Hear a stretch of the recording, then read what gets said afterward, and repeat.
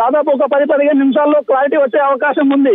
అయితే ప్రస్తుతం కవిత నివాసం దగ్గర అయితే మంత్రులు హరీష్ రావు ఉన్నాడు, కేటీఆర్ ఉన్నాడు, బీఆర్ఎస్ పార్టీకి సంబంధించినటువంటి నేతలు మాజీ మంత్రులు సునీతా లక్ష్మారెడ్డి, ప్రశాంత్ రెడ్డి, వాళ్ళతో పాటు బీఆర్ఎస్ పార్టీకి సంబంధించినటువంటి కార్యకర్తలు కానివ్వండి, జాగృతికి సంబంధించినటువంటి కార్యకర్తలు కానివ్వండి, పెద్ద ఎత్తున అయితే ఇక్కడ గుమిగూడడం జరిగింది. ఈ ఏదైతే ఒకవైపు మరోవైపు ఇది రాజకీయంగా చాలా చర్చకు వస్తా ఉంది. ఎందుకంటే ఇవాళనే ప్రధానమంత్రి మోడీ ఎవరైతే ఉన్నారో తెలంగాణ రాష్ట్రంలో మరోవైపు హైదరాబాద్ లో అయితే పర్యటన కొనసాగుతుండగా ఇక్కడ కవితకు సంబంధించిన అరెస్ట్ ఏదైతే జరిగిందో ఇదైతే వీటన్నిటిని చూస్తే కూడా ఇక్కడ పొలిటికల్ గా మేము బీజేపీ ఏదైతే ఉందో పైచేయి సాధించింది అనే విధంగా చెప్పుకోవచ్చు. మోడీ ఎవరైతే మన నగరంలో పర్యటన కొనసాగుతుండగా ఈ అరెస్ట్ చేయడం అనేది చాలా సంచలనంగానే చెప్పుకోవచ్చు. దాంతో పాటు కాంగ్రెస్ పార్టీకి సంబంధించినటువంటి నేతలు కూడా కొందరు కవిత అరెస్ట్ కి సంబంధించి రియాక్ట్ అవ్వడం జరిగింది. అయితే కవిత అరెస్ట్ కి సంబంధించి దాదాపు 2 సంవత్సరాలుగా లిక్కర్ స్కామ్ సంబంధించినటువంటి కేసు అయితే కొనసాగుతా ఉంది. గతంలో లిక్కర్ స్కామ్ సంబంధించి నోటీసులు ఇచ్చినప్పటికీ కూడా ఆమె విచారణకు హాజరు కాలేదు.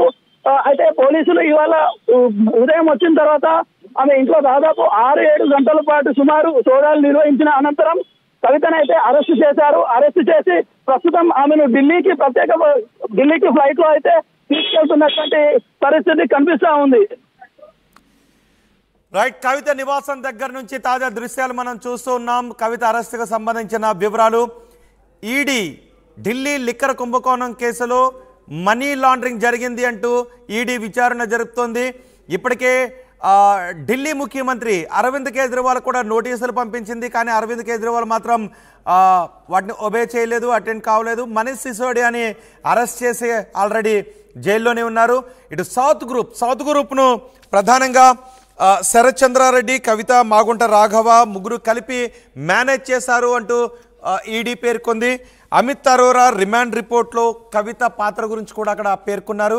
ఈ నేపథ్యంలో విచారణ జరుపుతున్న ఈడీ నిజానికి ఢిల్లీ లిక్కర్ కుంభకోణం కేసును అటు సిబిఐ ఇటు ఈడీ 2 దర్యాప్తు సంస్థలు కూడా విచారణ చేస్తూ ఉన్నాయి. ఇప్పటికే ఈడీ ఢిల్లీ ముఖ్యమంత్రికి కూడా నోటీసులు పంపించినప్పటికీ ఆయన అటెండ్ కాలేదు. ఆ నోటీసుని స్కిప్ చేశారు. తాజాగా పంపించిన నోటీస్కి అరవింద్ కేజ్రీవాల్ అటెండ్ కాలేదు. సో కవిత గత సంవత్సరం అటెండ్ అయ్యారు. ఫోన్లను కూడా ఈడీ అధికారులకు సబ్మిట్ చేశారు. ఆ తర్వాత ఈడీ నోటీసులు జారీ చేసినప్పటికీ కవిత సుప్రీంకోర్టును ఆశ్రయించారు. ఆ కేసు ప్రస్తుతం పెండింగ్లో ఉంది. ఈ నెల 12వ తారీఖు ఆ కేసు ప్రస్తుతం పెండింగ్లో ఉంది. సుప్రీంకోర్టులో విచారణ దశలో ఉంది. పిఎంఎల్ఏ కేసులో నిబంధనలకు విరుద్ధంగా ఈడీ అధికారులు వ్యవహరిస్తున్నారు. మహిళను విచారించే విషయంలో నిబంధనలకు విరుద్ధంగా ఈడీ అధికారులు వ్యవహరిస్తున్నారు అంటూ కవిత సుప్రీంకోర్టును ఆశ్రయించారు. అయితే ఈరోజు ఢిల్లీ నుంచి వచ్చిన ప్రత్యేక బృందం జోగేందర్ నేతృత్వంలోనే అసిస్టెంట్ డైరెక్టర్ జోగేందర్ నేతృత్వంలో ఈడీ బృందం కవిత నివాసానికి వచ్చి సోదాలు చేస్తారు. సోదాలు పూర్తయిన తర్వాత కవితను అదుపులోకి తీసుకుంటున్నట్టుగా అరెస్ట్ నోటీసును జారీ చేశారు. అరెస్ట్ నోటీసును కవిత భర్తకు ఇష్యూ చేశారు. అలాగే కవితను ఏ గ్రౌండ్స్ మీద అరెస్ట్ చేస్తున్నారు అనే వివరాలను 14 పేజీలతో కూడిన వివరాలను కూడా జారీ చేశారు. కవితను మనీ లాండరింగ్ కేసులో అరెస్ట్ చేస్తున్నామని చాలా స్పష్టంగా పేర్కొన్నారు. A copy of the grounds of arrest containing 14 pages have been served upon her అని ఈ అరెస్ట్ ఆర్డర్లో కూడా పేర్కొన్నారు. 14 పేజీల అరెస్ట్ గ్రౌండ్స్ని సర్వ్ చేశామని ఈడీ అధికారులు చెప్పారు. కవితను శంషాబాద్ ఎయిర్పోర్ట్కు తీసుకువెళ్తున్నారు. 8:45 అక్కడ ప్రత్యేక విమానాన్ని కూడా సిద్ధం చేసి ఉంచారు. రేపు శనివారం, ఎల్లుండి ఆదివారం, మరి ఇప్పుడు ఢిల్లీకి తీసుకువెళ్ళిన తర్వాత ఢిల్లీలో కవితను ఈ 2 రోజులు విచారించే అవకాశం ఉందా, ఏం జరగబోతోంది, రేపు ఏం జరగబోతోంది అనే ఉత్కంఠ కూడా మనకు కనిపిస్తుంది. అలాగే కవితతో పాటు బీఆర్ఎస్ నాయకులు ఎవరు వెళుతున్నారనే విషయంపైన ఇంకా క్లారిటీ రాలేదు. ఒకసారి మా ప్రతినిధి శ్రీశైలంతో మాట్లాడదాం. శ్రీశైలం ప్రస్తుతం కవిత నివాసం దగ్గర ఉన్నారు. శ్రీశైలం, కవిత వెంట ఢిల్లీకి బీఆర్ఎస్ నాయకులు ఇంకెవరైనా వెళుతూ ఉన్నారా? ఎస్ రైట్ రోహిత్, ప్రస్తుతం మనము కవిత గారి అరెస్ట్ అనంతరం వారి యొక్క నివాసం దగ్గర ఉన్నాము. ఒకసారి కవిత గారి అరెస్టు సమయంలో మాత్రం అభిమానులు పెద్ద ఎత్తున ఆందోళన చేసేటువంటి ప్రయత్నం చేసిన పోలీసులు ఎక్కడికక్కడ కట్టుదిట్టంగా భద్రత ఏర్పాటు చేసి ఇక భారీ భద్రతా నడమ ఎమ్మెల్సీ కవిత గారిని అయితే శంషాబాద్ ఎయిర్పోర్ట్కు తరలించారు. అక్కడ నుంచి ప్రత్యేక విమానం ద్వారా ఢిల్లీకి తీసుకెళ్లేటువంటి అవకాశం కనిపిస్తుంది. ముఖ్యంగా కవితతో పాటు ఎవరు కూడా ముఖ్య నాయకులు అయితే వెళ్ళలేరు. ఇప్పటికే కవిత గారి నివాసంలో మాజీ మంత్రి కేటీఆర్, ఇక హరీష్ రావు గారు, ముఖ్య నేతలంతా కూడా బాల్కసుమన్ లాంటి ముఖ్య నేతలంతా కూడా ఇక కవిత గారి నివాసంలోనే ఉన్నారు. మరికొద్ది సేపట్లో ఇక టీఆర్ఎస్ భవన్లో లేదా కవిత గారి నివాసంలో ఏదైనా ఒక చోట ఖచ్చితంగా ప్రెస్ మీట్ నిర్వహించి దీనికి సంబంధించినటువంటి అంశాల మీద అటు కేటీఆర్, హరీష్ రావు గారు మాట్లాడేటువంటి అవకాశం అయితే మనకు స్పష్టంగా కనిపిస్తుంది. మరోవైపు మోదీకి సంబంధించినటువంటి రోడ్ షో కావచ్చు, ఇక కవిత అరెస్టు ఇక రాష్ట్ర వ్యాప్తంగా సంచలనంగా మారింది. అంటే కేవలం మోడీ రాకతోటి ఇదంతా ప్రీ ప్లాన్గానే, రాజకీయ కుట్రగానే ఇక బీఆర్ఎస్ నాయకులు, బీఆర్ఎస్ నేతలంతా కూడా వాపోతున్నటువంటి పరిస్థితి. గత 2 ఏళ్ల నుంచి ఒక డైలీ సీరియల్గా నడుస్తున్నటువంటి ఢిల్లీ లిక్కర్ స్కామ్ సంబంధించినటువంటి యొక్క అంశానికి నేరు తెర దిగినట్టయితే మనకు స్పష్టంగా తెలుస్తుంది. రోహిత్ గారు, ఒకసారి ఢిల్లీ వెళ్దాం. ఢిల్లీ నుంచి మా ప్రతినిధి రామకృష్ణ మనకు అందుబాటులో ఉన్నారు. రామకృష్ణ, ఢిల్లీలో చేస్తున్న ఏర్పాట్లు ఏంటి?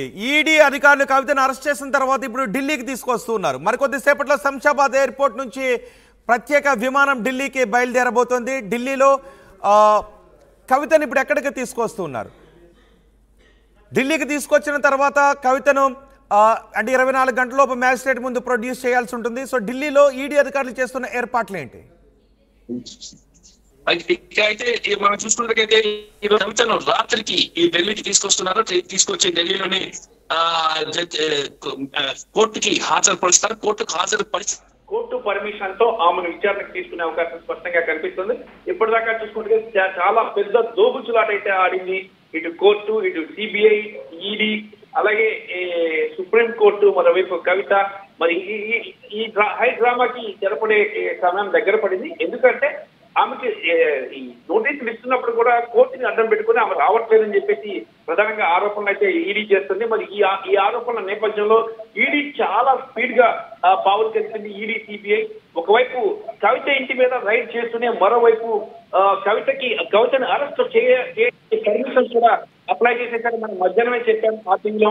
కవితకి అరెస్ట్ చేసి అదుపులో తీసుకునేందుకు అవసరమైన అన్ని ఏర్పాట్లు ఈడీ, సిబిఐ లాయర్లు సుప్రీంకోర్టులో చేస్తారని మొట్టమొదటిగా ఆర్టీవీ చెప్పడం జరిగింది.